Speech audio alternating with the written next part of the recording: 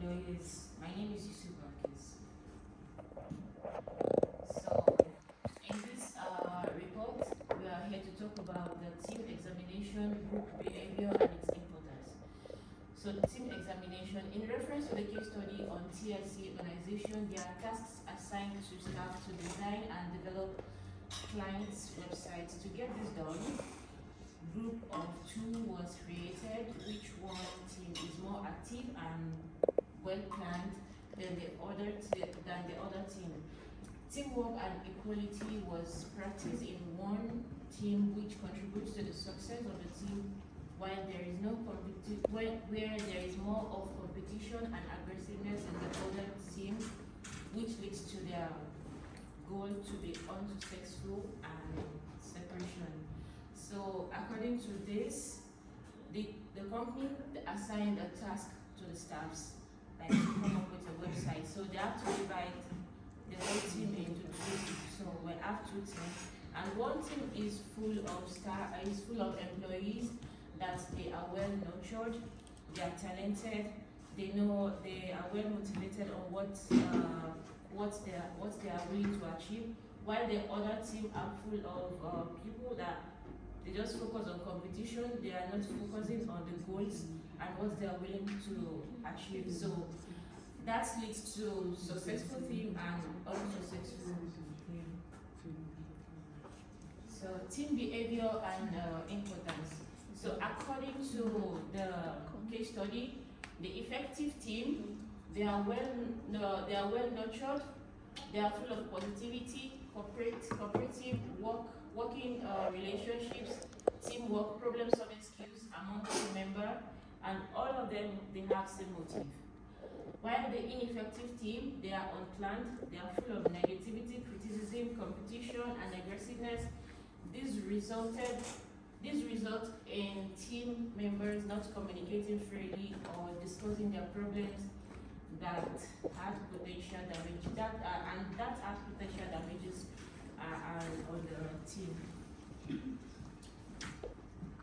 So according to the Tuckman's team building theory, so it states that it estimates how the team develops maturity and ability, relationship established, their leader changes leadership style, beginning with forming, storming, numbing, performing, and adjourning.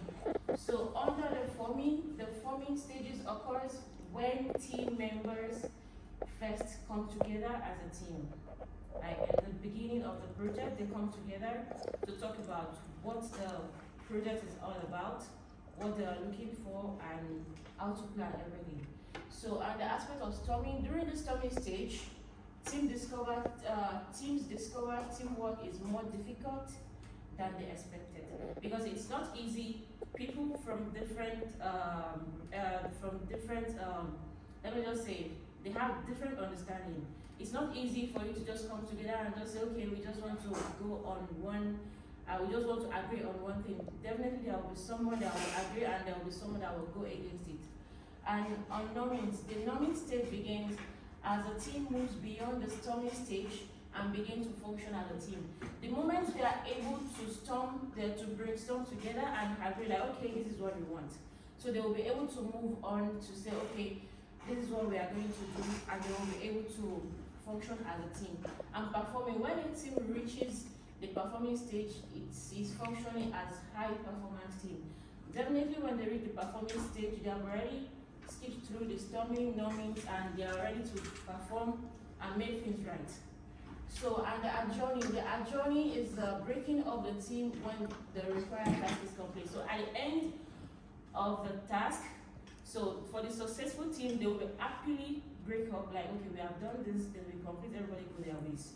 But for the unsuccessful team, for them, I'm not sure they even get done with it. So for the effective team, according to the case study, on their forming aspect, they are let me just say, they have much, the team leader introduced to them, like, this is what the project is all about, this is what we are going to do. So they are aware of the tasks, and all of them, they have different talents.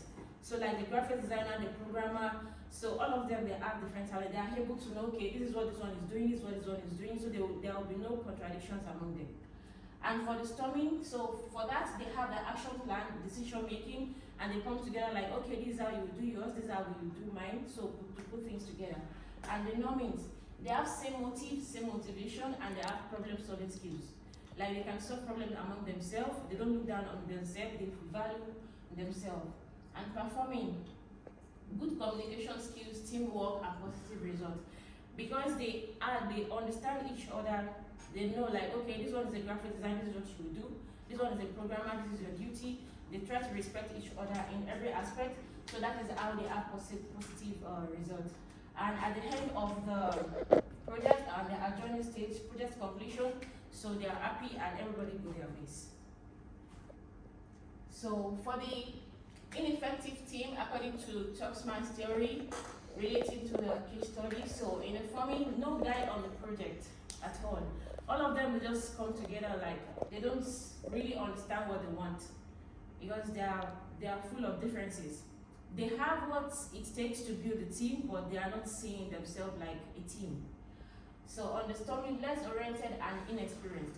Most of them, they are just there. They don't know, but they don't like, okay, you know, somebody can be a graphic designer, but he may not be a professional. So on their aspects, they are inexperienced, they are less oriented about the project, they are less oriented on team building. So this one, on the norming stage, competition, negativity, criticism, and aggressiveness. So with this, it leads to competition because when you see like, okay, somebody is performing his or her tasks very well, instead of you to just say, okay, on your own aspect to do your own game, they don't want to do it. They start seeing that person as a threat or competition, and they are being criticizing themselves and they are being aggressive. So instead of being focusing on their tasks. So I'm performing poor communication skills and also successful. Definitely, anywhere there is competition and people are focusing on negativity, there will surely be poor communication because one will be seeing each other as enemy, they will not be able to come together as a team, and this leads to them being unsuccessful. And in the adjourning stage, team breakouts at the performing stage. They did not even reach the adjourning stage because they cannot even put things together. So at the stage of performing, all of them they break out.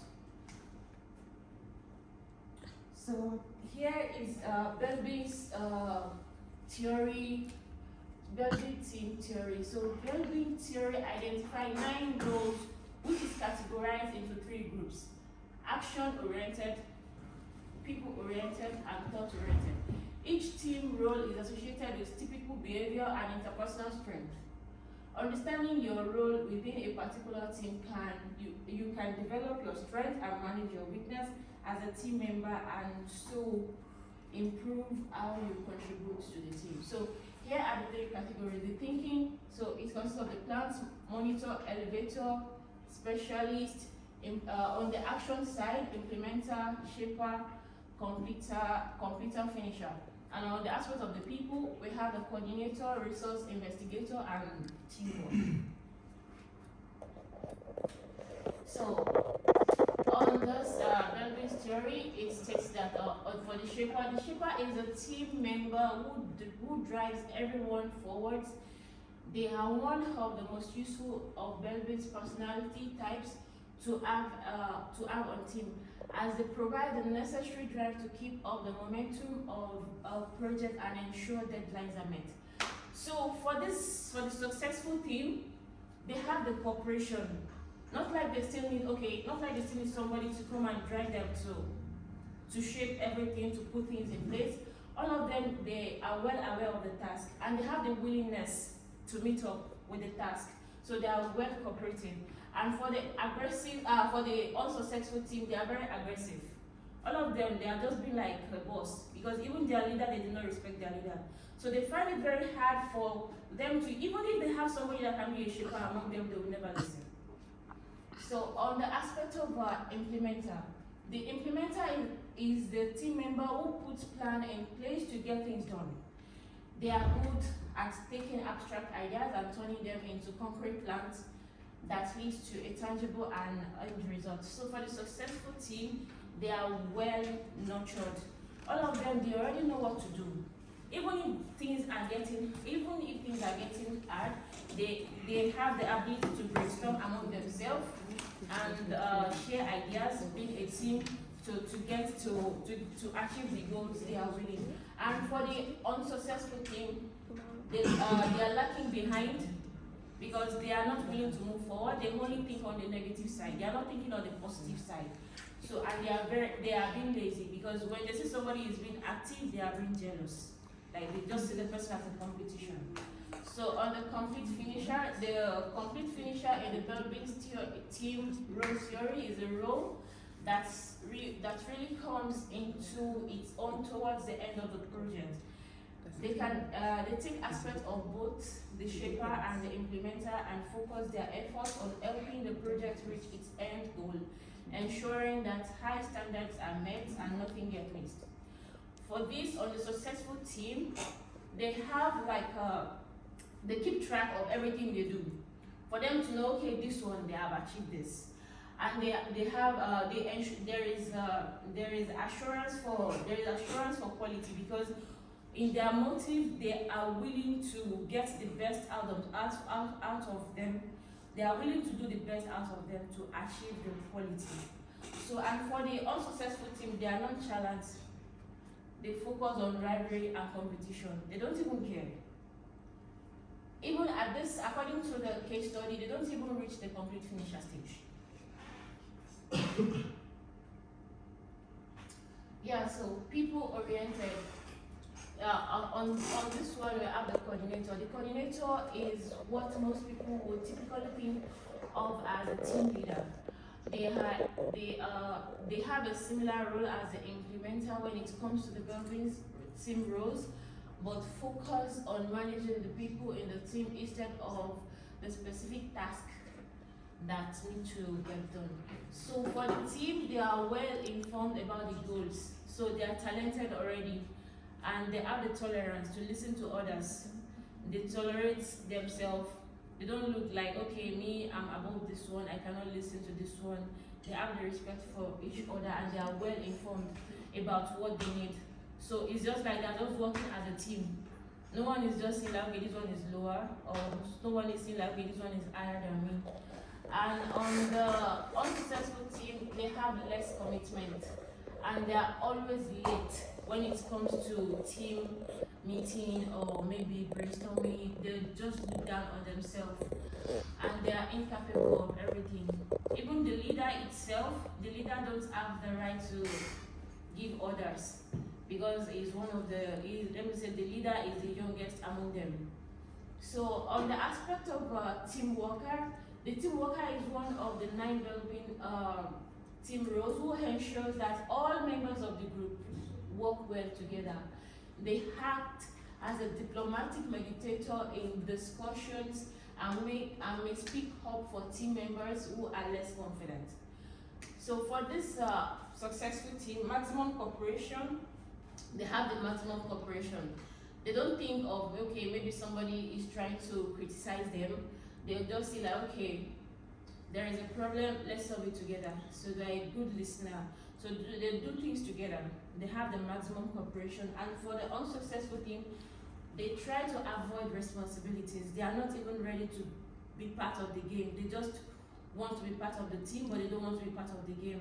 So, and this leads to criticism. Even if they are doing wrong and somebody just say like, okay, what you are doing is not right, they will just see it as this person is just trying to criticize them. They are not trying to cooperate at least for once.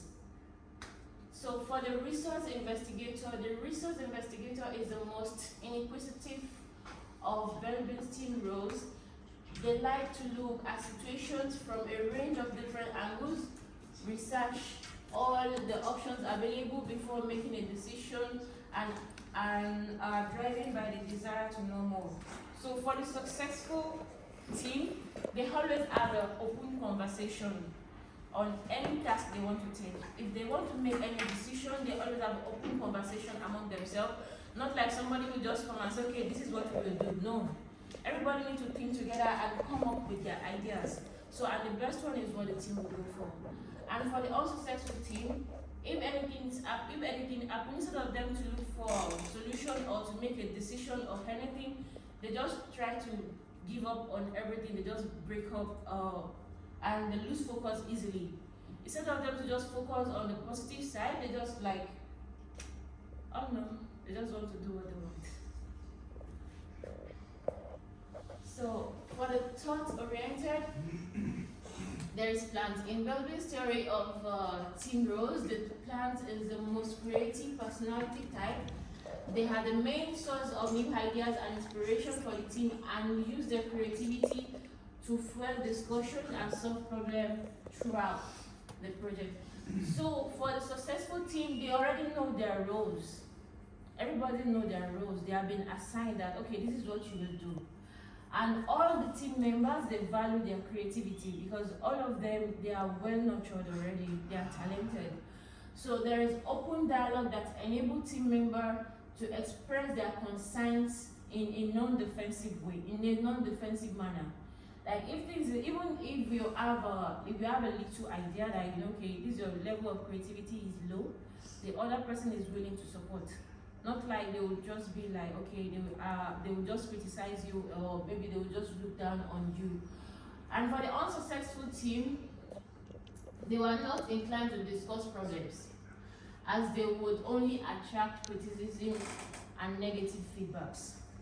They are even low on creativity. They are not even ready to come up with anything. It's just only one person among them that is well creative, but the two other people and the other team members, they just see that person like, okay, you do everything, we just do less.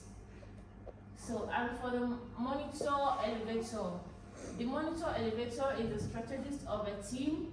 They act as an impartial decision maker who thinks about the project in the long term and brings an analytical viewpoint to discussion. So for the successful team, according to the case study, the team had a number of quality assurance procedures which helped monitor activities as well as individual team members' accountabilities.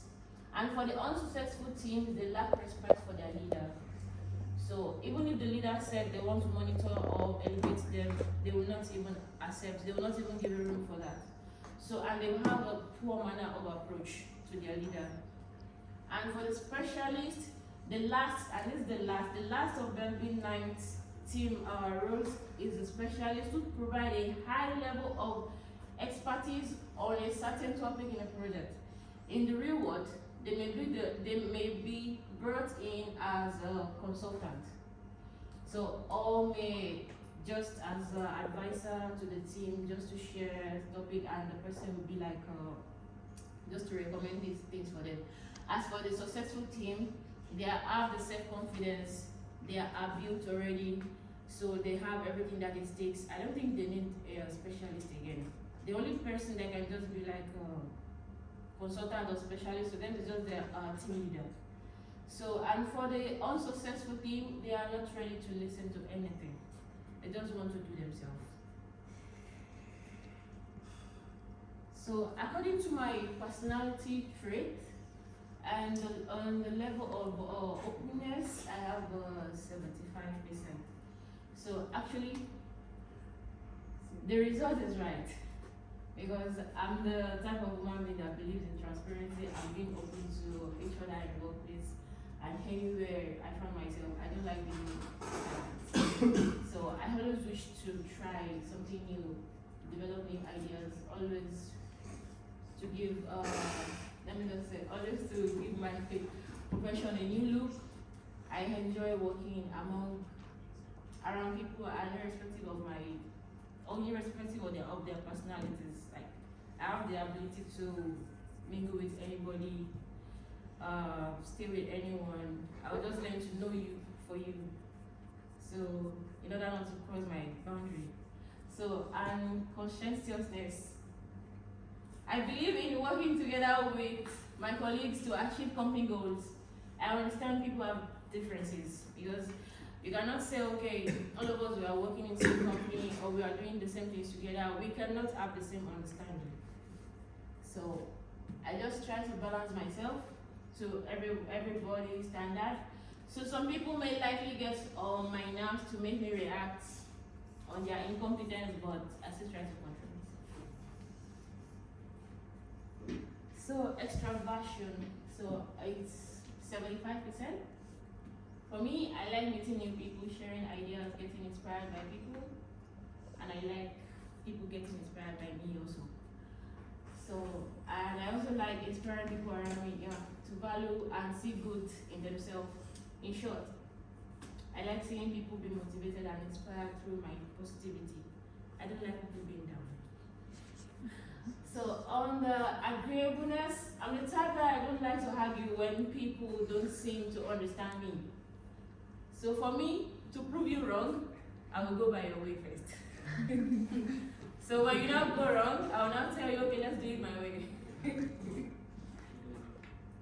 So neuroticism is 37.5%. As for me, what happened has happened.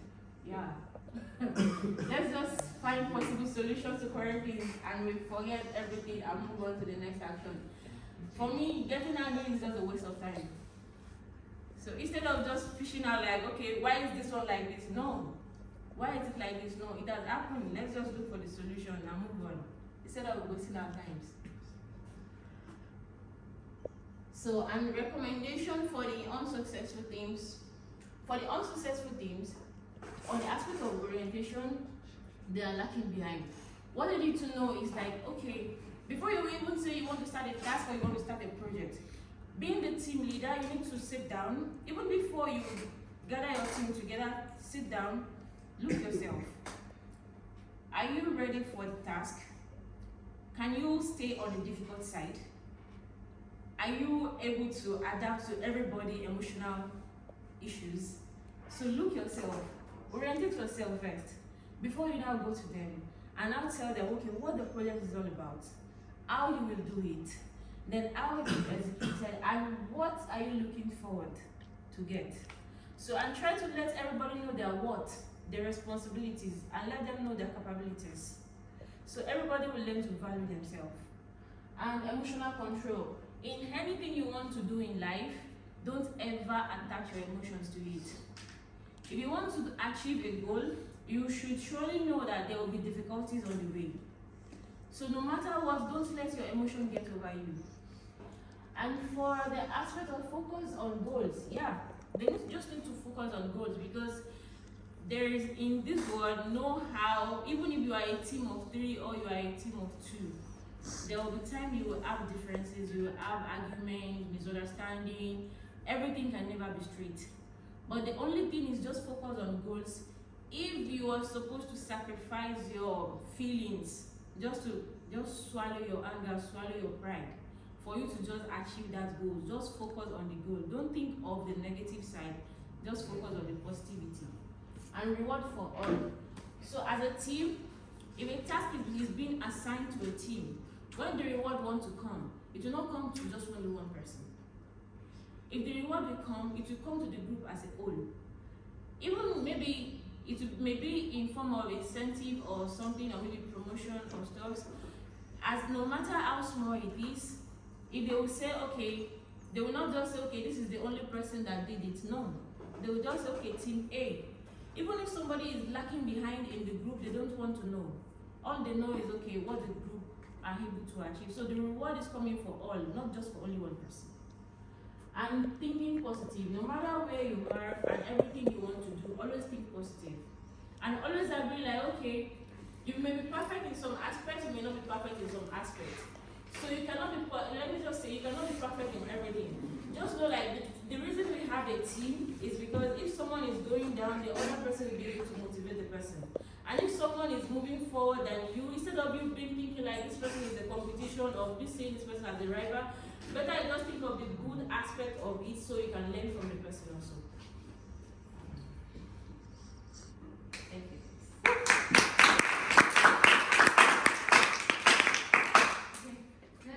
Very good presentation. And so, question I just want to ask, based on the case study, right, and based on your personality, right, you spoke about there are things which you are planning to do, right? So, can you tell me how are you going to mold them, like, individual people? How are you going to tackle those individual people who doesn't want to communicate to you, listen to you in a unsuccessful team? Okay, for the unsuccessful team, as for me, because it's something that I face on a daily basis. Like in my team now, I always have, okay, somebody is going down, the other one is being motivated. Anyone that doesn't want to talk to me, or maybe they are feeling like, okay, I will walk up to them myself. So try to know, because in workplace, sometimes some people, the problem they have is not even related to the work. Some, they attach emotion to work. Imagine a man, husband and wife, they have issues at home. The husband get the wife angry, or the wife get the husband angry. If they are the type that emotions always get over them, when they are coming to work, they will just come to work, get angry at everybody, start making drama.